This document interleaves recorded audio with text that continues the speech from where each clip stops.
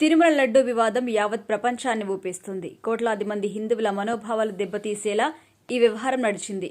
దీనిపై తప్పు మీది అంటూ ఒకరిపై ఒకరు ఆరోపణలు చేసుకుంటున్నారు. వైసీపీ హయాంలోనే ఈ కల్తీ వ్యవహారం నడిచింది అన్న ఆరోపణలు కూడా వచ్చాయి.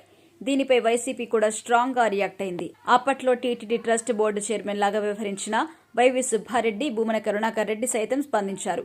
ఈ ఘటనను ఖండించారు. మాజీ సీఎం జగన్ సైతం ఇది చంద్రబాబు ఆడిన డైవర్షన్ పాలిటిక్స్ గా అభివర్ణించారు. ఇంకోవైపు న్యాయస్థానాన్ని ఆశ్రయించారు. అయితే దీనిని బయటపెట్టింది సీఎం చంద్రబాబు. అంతకు మించి రియాక్ట్ అయింది deputy CM Pawan Kalyan.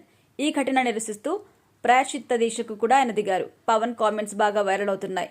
YCP ప్రభుత్వమే అప్పట్లో అలా వ్యవహరించిందన్న ఆరోపణలు ప్రజల్లోకి బలంగా వెళ్తున్నాయి. ఈ నేపథ్యంలో జగన్ కేంద్రానికి లేఖ రాశారు.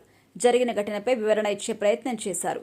ఏపీలో డైవర్షన్ పాలిటిక్స్ పతాక స్థాయికి చేరుతున్నాయని కేంద్రం దృష్టికి తీసుకొచ్చారు. సరిగ్గా ఇదే సమయంలో పవన్ యూటర్న్ తీసుకోవడం విశేషం. తాజాగా పవన్ కీలక వ్యాఖ్యలు చేశారు. తాము జగన్ ని తప్పుపట్టడం లేదు అని ప్రకటించారు. అప్పటి టీటీడీ ట్రస్ట్ బోర్డు ఈ విధంగా వ్యవహరించి ఉండొచ్చని అనుమానం వ్యక్తం చేశారు.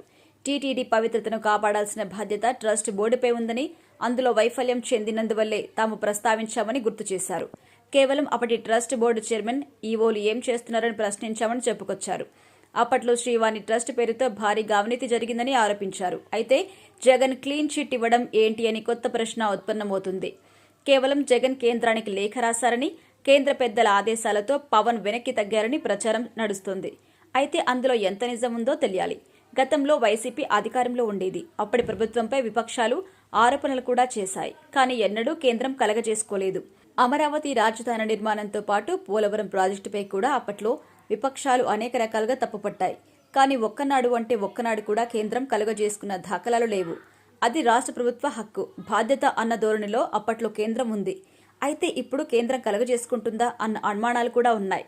ఇక లడ్డు వివాదం నేపథ్యంలో సనాతన ధర్మ పరిరక్షణకు ఒక వ్యవస్థను ఏర్పాటు చేయాలని కీలక సూచన చేశారు పవన్.